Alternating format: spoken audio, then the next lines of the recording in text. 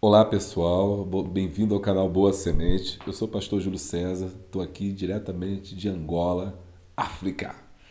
Estou gravando aqui diretamente de Lubango. Lubango fica em Angola, é uma província é, de, de Angola, fica a mil metros do mar, então é bem alto. Aqui o ar fica bem rarefeito. Se eu falhar um pouquinho aqui na apresentação é por causa do ar, né? Que falta um pouco, mas se os irmãos não reparem, está tudo bem. Bom, estamos aqui para gravar a lição de número 7. Como vocês estão vendo, eu estou em viagem. As dificuldades são muito grandes aqui para a gente poder gravar, e, enfim, né, não tem a qualidade que tem quando estou em casa, mas a gente vai fazer o melhor para o Senhor e para não deixar vocês em falta. Antes de começar esse vídeo, quero pedir para você se inscrever no nosso canal, deixar o like, dar o glória, nada mudou, né?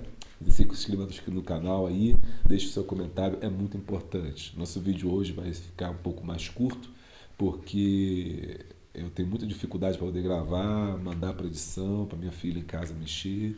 A internet é complicado, estou fora do Brasil, então é muito difícil, né? Quando a gente está em outro país e tem uma conexão de internet completamente diferente, a gente passa por muitas privações, ainda mais aqui em África.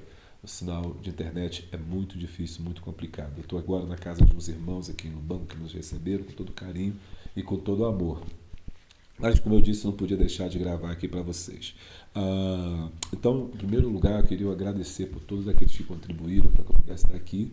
As pessoas do Apoia-se, né? Aquele canal do Apoia-se. Em breve vocês vão ver no vídeo falando sobre todos eles, né, que ajudaram. Quero agradecer também as pessoas que compraram o e-book. É tanta gente que não dá para falar o nome no vídeo, mas quando eu voltar eu vou passar isso a limpo. Então, todo mundo que comprou o e-book, pessoas que fizeram Pix, enfim, que ajudaram, que oraram. Quero agradecer a todos, em primeiro lugar, nesse vídeo.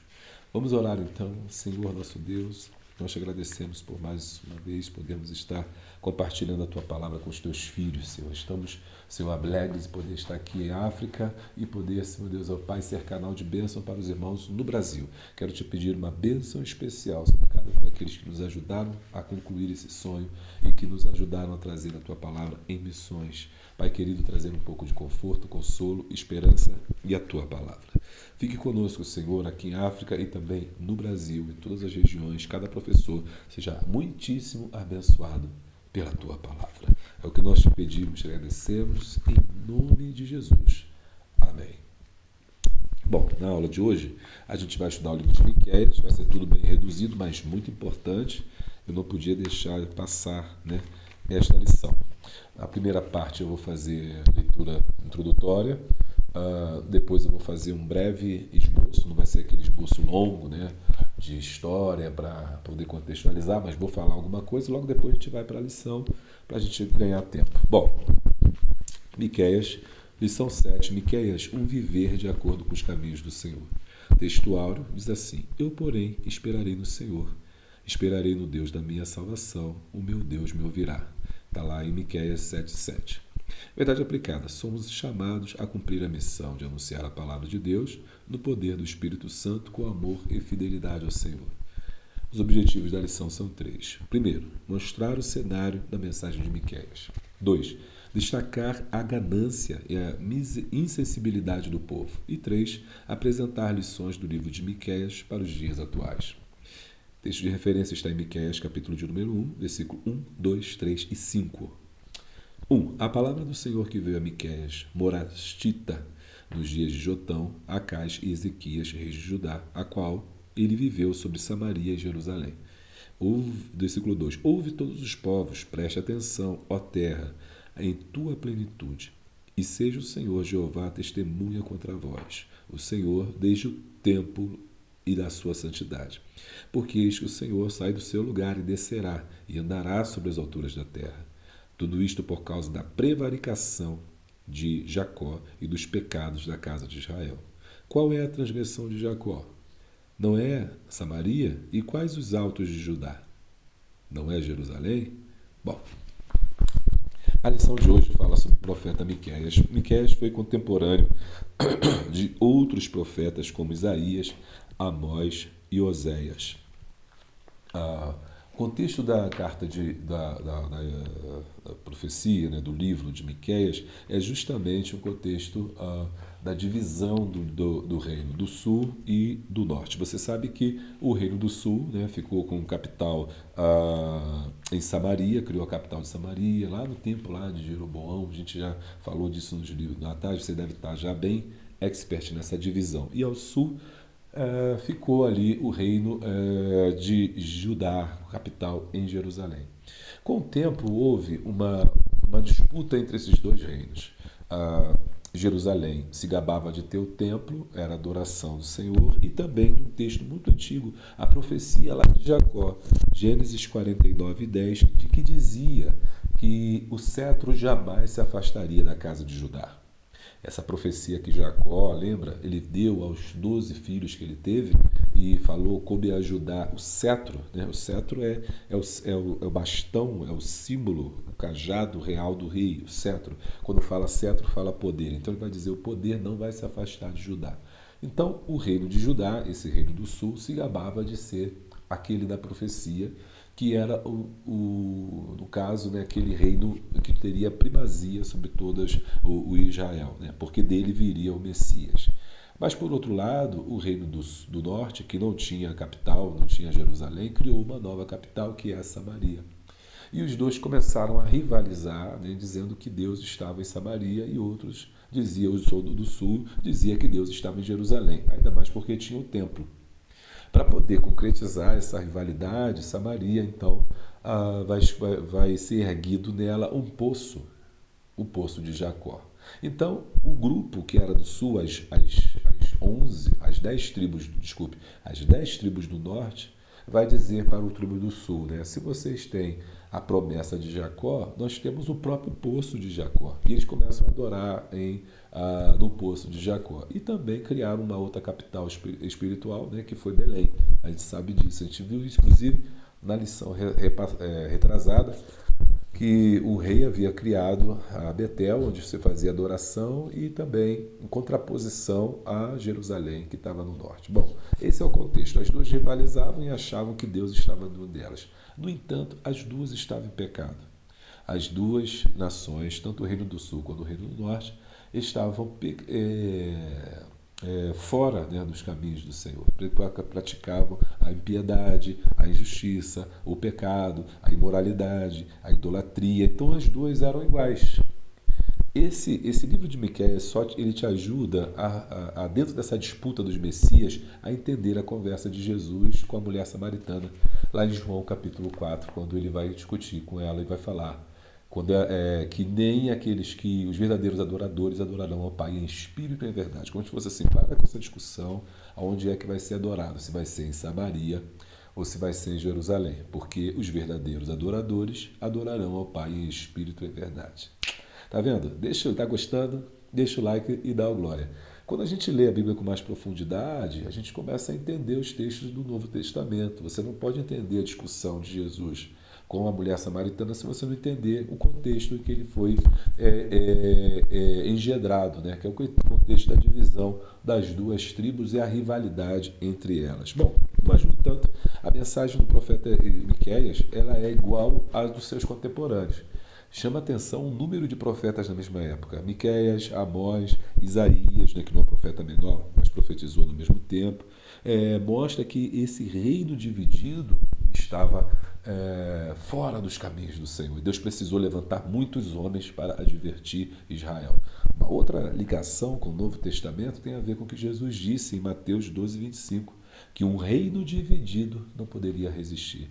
O que Deus está dizendo, através de Jesus ali, o que Deus está dizendo em Jesus, ou o próprio Jesus, ou o próprio Deus, é que, para mim, vocês são apenas um reino dividido. Né? Não existe nem melhor, nem pior. Todos os dois estão em pecado. Bom, desdando isso, né, vamos agora a alguns textos, não vou ler todos, que eu acho fundamental para você entender Miqueias, para você estudar o livro de Miqueias. Bom, a divisão do livro é bem fácil. 1 ao 3. O capítulo 1 ao capítulo 3 você fala do juízo. O capítulo 4, o capítulo 5 fala da restauração e salvação. E do capítulo 6 ao 7 fala de arrependimento. Uma coisa que chama atenção é que todos esses profetas têm um esquema de mensagem muito parecido. Preste atenção. Isaías começa com juízo e termina com esperança. Amós começa com ameaça e termina com restauração. Oséias, né, começa com infidelidade e termina com perdão. E Miqueias também segue esse mesmo esquema. A primeira parte do livro fala de juízo, a segunda parte fala de um perdão maravilhoso. Bom, quais os versículos que eu separei aqui para ler com você, que você não pode deixar de ler? Todo o capítulo, todo o livro é muito importante, ele só tem 8 capítulos, então rapidinho você lê. E eu quero chamar a atenção aqui de vocês para alguns textos que eu acho que são fundamentais. Sobretudo, o capítulo de número 5. Deixa eu ver aqui.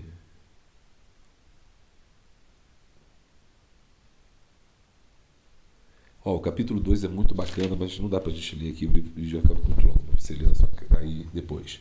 Mas o capítulo 5 diz assim: 1. Agora, pois, reúne as tuas tropas, ó cidade das tropas, e fortifica teus muros, ó cidade murada, porquanto já há um cerco contra nós. O líder de Israel será ferido na face com uma vara. No entanto, tu, Belém, ou Betlehem, né? Belém, Betlehem, que significa casa do pão, Efratá, ou Efratá, que significa frutífera.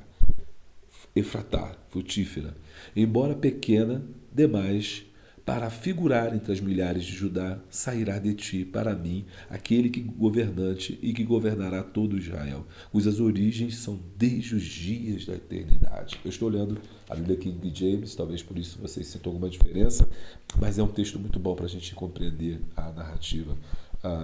Então, o livro de Miqueias também é importante porque fala do Messias. Esse capítulo 5 fala do Messias e uma profecia de que Belém, né, a casa do pão, era lá o lugar onde o pão da vida nasceria. Ok? Uma profecia messiânica. Por este motivo, os israelitas ficarão abandonados sob o domínio do inimigo até o tempo em que aquela que está em dores de parto tiver de dar à luz. Quando então o restante dos irmãos do governante voltará a unir-se aos israelitas. E ele se estabelecerá e os pastoreará no poder de Yahvé, na majestade do nome do Senhor. E o seu Elohim, o Deus, e eles viverão em paz e segurança, pois a grandeza dele alcançará os confins da terra. Versículo 5, né? Ele será, pois, o nosso Shalom, que significa paz e prosperidade. E quando a Síria invadir nossa terra e atacar nossos palácios, levantaremos contra eles 7 pastores e 8 líderes escolhidos. Aqui também, porque a Síria é o reino que vai, né, destruir primeiro a parte do norte, vai levar cativo, 622, né? Então, ele sempre fala, ele sempre cita a Síria, falando, olha, vocês duas estão rindo, mas a coisa vai ficar estreita para tanto o reino do norte quanto para o reino do sul. No capítulo 6, versículo 8, é o texto central da Bíblia. E não é à toa que ele fica basicamente no centro da Bíblia, porque ele fala o que Deus quer do homem. E ele diz assim: ó homem, ele já te revelou o que é bom e o que Yahvé exige de ti, senão que pratiques a justiça, ames a misericórdia e a lealdade e andes humildemente na companhia de teu Deus. São 3 coisas que Deus pede para o homem. Número 1, pratique a justiça. Número 2, ame a misericórdia. E número 3, andes humildemente com o teu Deus. Aqui eu resumo todo o evangelho, toda a fé, tudo que você imaginar, está tudo resumido aqui nesse versículo, como se tivesse condensado, né?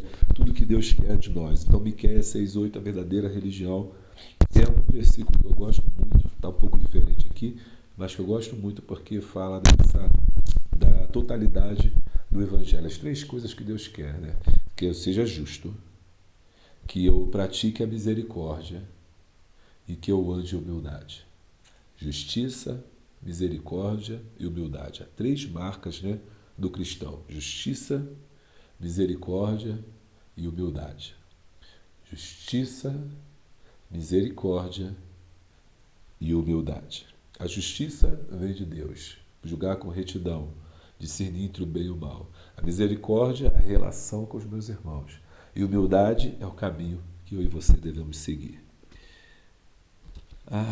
Versículo de número 10. Porventura ainda há tesouros de magnanimidade na casa do ímpio, e o efa, o padrão de medir falsificado, e que é maldito? Poderia eu inocentar aquele que tem balança adulterada e fraudulenta e uma bolsa de pesos enganosa, que fala com o comerciante, né? Comerciante que rouba o seu patrão, o seu comerciante que rouba o seu funcionário, comerciante que rouba os empregados, comerciante que rouba o seu comércio, né? Balança enganosa. Aí tem vários aspectos para você trabalhar, balança enganosa, não é só isso, é você também ter dois pesos, duas medidas, tem uma coisa tremenda aqui que Deus vai falando. Pois os ricos que vivem entre vós na cidade estão cheios de violência, o seu povo é mentiroso e suas línguas só falam enganos. Aí tem a restauração, capítulo 7, versículo 4. Ó minha inimiga, não te alegres com a minha desgraça. Embora eu tenha caído, sim, me reerguirei. Ainda que eu esteja vivendo em trevas, e haverá de ser a minha ou minha luz. Então, o livro termina, né, no capítulo 7, ele vai terminar com a restauração. Bom, vamos lá então agora ao texto da revista. Agora que nós já fizemos a introdução, nós podemos, já entendemos o contexto, fica rapidinho para a gente ir para a revista.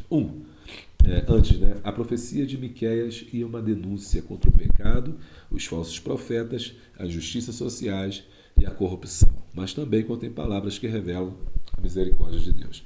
O cenário da mensagem do profeta. A opressão do povo assírio foi usada como instrumento de Deus para disciplinar o povo de Israel. Dessa forma, as palavras proféticas de Miqueias ecoaram antes, durante e um pouco após o ataque da Síria. Então, Miqueias me preparando, olha, a Síria vai vir, a Síria vai destruir, a Síria vai fazer, e fez, por causa do pecado do povo, por causa dos falsos profetas, que a gente vai ver aqui, da injustiça social, que Deus condena a injustiça social, e também a corrupção. 1.1, conhecendo um pouco mais do profeta. Nesse tópico aqui, vai falar o que a gente sabe dele, a gente sabe muito pouco, mas sabe que ele é morazita, o morastita. Então ele vem da cidade de Moreset Gat, Miqueias 1:14. Pode ser que esse Gat é portões, né? Bom, não, aliás, Gat não é portões. Gat é uma localidade que vive sob o domínio ali dos filisteus. Bom, a gente não sabe ao certo, mas o que a gente sabe é que ele é dessa região. Aqui nesse primeiro tópico aqui fala sobre a quem ele é contemporâneo, a gente já estudou também, Amós e sobre Isaías, o texto fala mais sobre Isaías, e a sua mensagem foi dirigida para Samaria e Jerusalém. Então é importante aquela introdução para você entender por que Samaria, porque Samaria era a capital do norte. E por que Jerusalém? Porque Jerusalém era a capital do sul. Então Deus vai repreender tanto a uma quanto a outra. Você pode dizer que Miqueias foi chamado para profetizar a paz de duas nações. A mensagem é a mesma, né? Só mudou o lugar. Segundo os estudiosos do Antigo Testamento, o profeta Miqueias e o profeta Isaías foram contemporâneos. Você sabe que não só eles, mas como Oséias e outros, né? E Amós. 1.2, a mensagem do profeta. As palavras da profecia de Miqueias se dirigiam a Miqueias, também Micaías também significa, né? A mesma coisa. A palavra Miqueias significa quem é como o Senhor, né? Quem é como Yahvé. Por que esse nome é profético também? Porque eles estavam se comparando, se achando, né, que eram duas nações poderosas na presença de Deus, e falaram assim, vocês não são nada. Quem é como o Senhor? Quem? Ninguém. Né? Ninguém pode ser comparado com Deus. A época em que Moisés, que o profeta viveu, foi um período de corrupção e violência no reino de Judá. Okay? Tive práticas aqui terríveis, né, de escravidão, de ódio, de violência. E isso é importante notar que sempre que tem questão social, sempre que aumenta a questão social, que há empobrecimento, também aumenta a violência. Então, aqui no Cimento Pobre está sendo empobrecido, no sul está tendo altos impostos, o povo cada vez mais pobre, no norte você também tem a mesma situação, cada vez mais o povo empobrecido, cada vez o povo mais sofrendo, e aí você tem a violência, pequenos furtos, pequenos roubos, assassinatos e por aí vai. E aí você tem essa questão que começa com a questão social, que passa para a violência, e quando chega na época da julgamento, né, que são os julgamentos que vão acontecer através dos reis e tal, ou dos reis, dos juízes, aí tem o suborno. Então, quer dizer, está tudo, né, gerando aquela corrupção. E o pobre, cada vez mais pobre, e não tem a quem recorrer, porque a elite, no caso, os juízes, que eram aqueles que representavam o direito divino de Deus e julgavam as questões do povo, eles estavam comprados pelos mais fortes e poderosos. Então, um sistema de corrupção geral. O juízo de Deus era iminente sobre os infiéis. No entanto, Miqueias trazia consolo e esperança para a minoria e permanecer fiel. 1.3 Falsos profetas. Em meio a tanta apostasia, corrupção e violência, esperado era que surgissem falsos profetas. Contra eles, Miqueias também faz a sua profecia. Miqueias 3:11, e os seus profetas adivinham por dinheiro. Eu chamei a atenção do pessoal que agora está fazendo live, né, e está pedindo dinheiro. Faz um pix aí e tal, não sei o que, eis que eu vejo isso, eis que eu vejo aquilo, a varoa de Deus não sei aonde, aí o pessoal vai lá, entra e faz um pix. Falso profeta pedindo dinheiro para profetizar, né? E esses profetas aqui, eles eram comprados.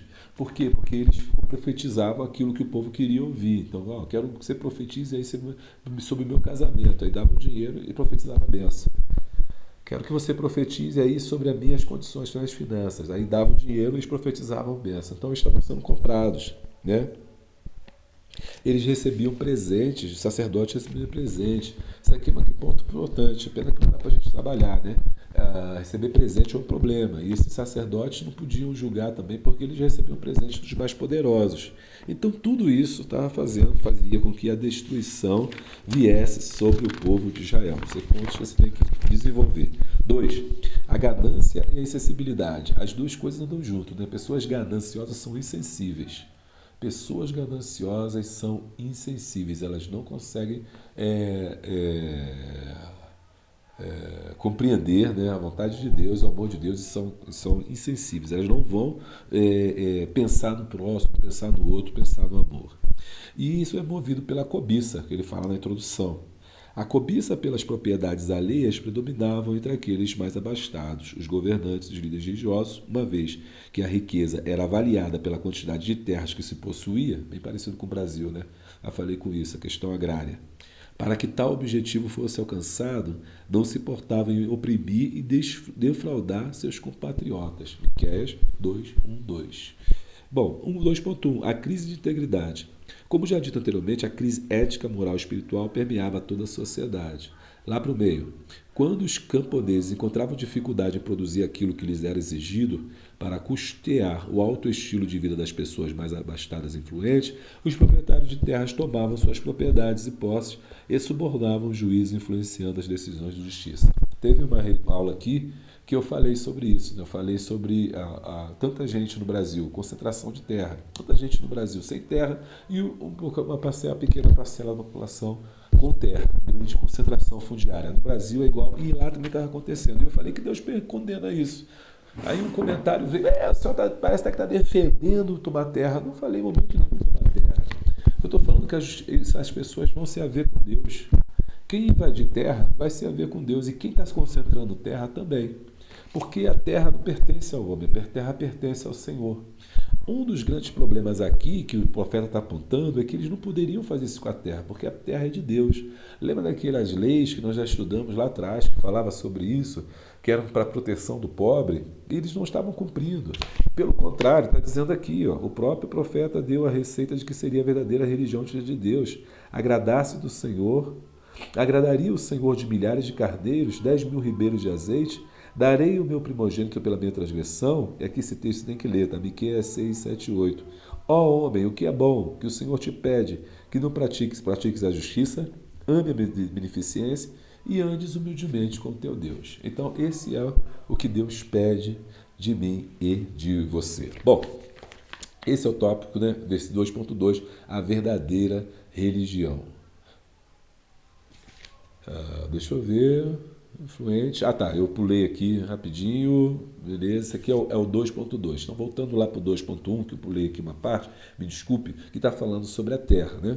Quando os camponeses encontravam dificuldade de produzir aquilo que era exigido para custear o alto estilo de vida, as pessoas mais abastadas e influentes faziam de tudo para comprar os juízes e ficar com as terras dos pobres, ou seja, concentração de terra. E isso aí é pecado, vai dar conta com Deus, não estou incentivando ninguém a fazer nada disso.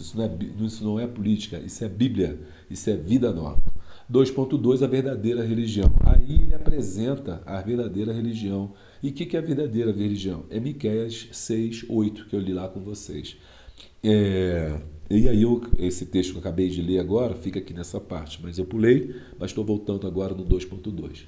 Diante de todo o quadro até agora visto, seria coisa muito difícil retomar a vida com Deus. Seria possível para aquele povo fazer um concerto com Deus? Miqueias clamou por um arrependimento sincero. Ele anunciou o juízo iminente que seria enviado sobre o povo. E aí ele apresenta a verdadeira religião. E é interessante que o autor ele pega todo o texto, começa lá no 7 falando que Deus não se agrada de carneiro, Deus não se agrada de milhares de ribeiros de azeite. Ou seja, não adianta você ir lá sacrificar e tomar a terra do seu irmão. Não adianta você ser um mau cristão, não fazer o que tem que fazer e depois que achar que vai cultuar, ficar tudo certo. Jesus disse que se você for cultuar e se lembrar que o seu irmão tem alguma coisa contra você, você deve deixar a sua oferta no altar, porque Deus não recebe. 2.3. Juízo e esperança. O profeta advertiu que os assírios dominariam o povo de Israel, isso seria tão devastador. Lá no finalzinho, ele mostrou também um caminho de esperança, pois Deus é justo para salvar o inocente e o que se converte nos seus caminhos. Para Miqueias, a invasão da Síria era um julgamento de Deus. Na história de Israel, Deus está sempre usando os seus inimigos para abater Israel. Ele se levanta, se coloca altivo, se coloca se achando, né? E aí Deus vem e puf, se abate. E quem que ele usa? Ele usa as nações do entorno. 3. E aí nesse caso ele usou a Síria, depois a Síria vai cair, Deus vai usar depois a Babilônia. A Síria leva as 10 tribos, a Babilônia leva as 2 de baixo. 3. Miqueias para hoje. No tópico 3, ele faz uma aplicação do que nós estudamos. 3.1. A esperança em meio à aflição. O profeta, em meio ao caos em que se encontrava, profere palavras de esperança. Miqueias 7:7. Miqueias encontrou em Deus a solução para os males que o afligiam. O profeta confiou no juízo e na misericórdia de Deus e sabia que tudo estava sob o seu controle. Ou seja, mesmo diante da destruição iminente e da imoralidade do povo, e cultuaram a deuses estranhos, não se arrepender, Deus estava mostrando para eles que havia uma luz, havia um processo de restauração. Deus iria restaurar o seu povo. E aí nisso que nós temos que confiar, mesmo diante das dificuldades, irmão, mesmo diante das lutas, no momento que parece que Deus não está conosco, não está nos provando, mesmo quando nós não fazemos aquilo que devemos fazer, devemos clamar e confiar sempre na misericórdia do Senhor. Então você pergunta à sua classe, você tem confiado no Senhor? Você tem buscado o Senhor de coração? Mesmo diante das dificuldades e das lutas, você tem confiado na misericórdia do Senhor? Isso é uma aplicação. Nós devemos confiar na misericórdia de Deus. 2.2. Apelo à fidelidade e à justiça. Deus quer que seu povo viva à altura dos padrões morais e éticos que ele traçou. Aqui dá uma aula, né? O padrão de Deus é mais alto, o padrão do cristão é mais alto, tá? Se o ímpio tem que andar certo, eu tenho que andar 2 vezes certo. Se o ímpio tem que fazer o certo, andar em retidão, eu tenho que ser 2 vezes mais reto. Porque o padrão é alto para a gente. Tem que andar à altura daquele que me chamou. Se Deus é santo, como diz, sede santo porque eu sou santo. Então eu tenho que buscar o caminho da santidade, eu tenho que ser santo. É um imperativo, é a ordem, seja santo. Então eu tenho que ser santo. É o mínimo que Deus espera de nós. Nos dias de Miqueias, muitos deixaram de viver à altura dos padrões divinos. Deus havia livrado da escravidão egípcia e estabelecera com ele como nação, como convocou-os a ser uma sociedade exemplar. Deuteronômio 4, 5 e 6. No entanto, eles exploraram os pobres e se dedicaram com egoísmo à busca de suas próprias vantagens. Rebelaram-se contra a autoridade de Deus e rejeitaram seus profetas. Tá? Aqui na outra aula, pode tirar como lição prática, vai ficar muito bom, né? Eles rechaçaram, não queremos ouvir você não, porque a gente tem nossos próprios profetas. Eles profetizam o que nós queremos ouvir. Você profetiza só coisa ruim, só vê coisa ruim. Quero os profetas que vê coisa boa. Aí eles pagavam e eles profetizavam, né? Então, é assim as pessoas que não querem ouvir a verdade, não querem ouvir as coisas de Deus. 3.3. A esperança na misericórdia do Senhor. Miqueias apontou os pecados de Israel e Judá como sendo idolatria. Miqueias 5.9, ou seja, porque estavam cultuando a outros deuses. Hoje, o que tem? Aí você vai aplicar hoje. Como é que a gente aplica hoje? Qual é a idolatria do crente, né? Ao dinheiro, o carro, os bens materiais, a casa, o emprego. Oh, eu amo isso, eu amo aquilo, eu sou apaixonado por isso, não vivo sem isso. O que tem ocupado o lugar de Deus no seu coração? O que tem ocupado o trono que é do Senhor? Isso é idolatria. Ninguém. Deus não dá a sua glória a outra. Exploração dos mais pobres. Você tem explorado os mais pobres? Você tem criticado a ajuda aos mais pobres? Você é contra que se ajude os pobres? Você acha que só o governo que tem que cuidar dos pobres? Ou a igreja também tem a sua parcela de participação? Você doa para os pobres, você que tem muito. Você doa para os pobres, ajuda instituições. Hã? Então essas coisas aqui é que está falando aqui. A exploração dos mais pobres, você paga o salário devido aos seus funcionários, você rouba os seus funcionários. E a falsa religiosidade. É a sua aparência, mas na verdade não é nada disso. Né? Fala que está cultuando, que é homem de Deus, que é profeta, que é vaso, que é pastor, mas no fundo, para ter uma vida imoral, tem prostituição, está traindo a esposa, está traindo o marido, né? tá vivendo completamente fora dos padrões de Deus. Ele sofreria o julgamento de Deus e o cativeiro seria seu destino. Tanto o reino do norte quanto o reino do sul experimentaram o cativeiro. O reino do norte foi destruído, mas Judá, sendo do sul, não foi exterminado. Judá é as duas tribos lá embaixo. A nação não seria exterminada totalmente. Assim como o profeta denunciou o pecado, ele também anunciou a misericórdia de Deus àqueles que o buscaram com o coração arrependido. Miqueias 7,18, que fala da misericórdia do Senhor. E também não pode esquecer que o livro de Miqueias é a profecia para Belém, que Belém dela sairia o Messias. Então, logicamente, ela não poderia ser destruída. Das 12 tribos, as únicas que sobraram foram as duas do sul. As 10 todas desapareceram. Aqui, Miqueias também é importante a gente dar uma olhada. Deixa eu ver se vai. Pediu. Tá gostando, irmão? Então você aí, ó, que não se inscreveu, se inscreve no canal. Deixa o like aí que é muito importante, o joinha, tá? E também você fazer os nossos cursos para professor de EBD. Tudo isso aí é legal você fazer, porque vai te ajudar bastante no teu crescimento espiritual. O último versículo, Miqueias 7,18, que é a profecia. Quem, pois, é comparável a ti, ó Deus, e perdoas todos os teus pecados, e não mais relembra da transgressão do remanescente da tua herança. Que é o remanescente? As duas tribos que sobraram. Eis que tu não permaneces irado para sempre. Pelo contrário, teu prazer eterno é demonstrar o teu amor. Coisa linda, né? Deus ainda, o profeta, através da mensagem de Deus, né? Trazendo para nós essa palavra de amor, de esperança. Ou seja, eu ainda vou restituir, eu ainda vou te receber. Se vocês se arrependerem, eu perdoarei, porque a minha ira não dura para sempre. Conclusão. A mensagem de Miqueias ensina o segredo para aqueles que desejam permanecer firmes, apesar das circunstâncias. O segredo é manter os olhos fixos em Deus e não nas circunstâncias. Bem, vou ficando por aqui. Não se esqueça, se inscreva no nosso canal, deixa o like, dá o glória. Clica no sininho em todas as atualizações. Assim, sempre tiver uma coisa nova, você vai ser avisado. Beijo grande, abraço forte e a paz de Cristo.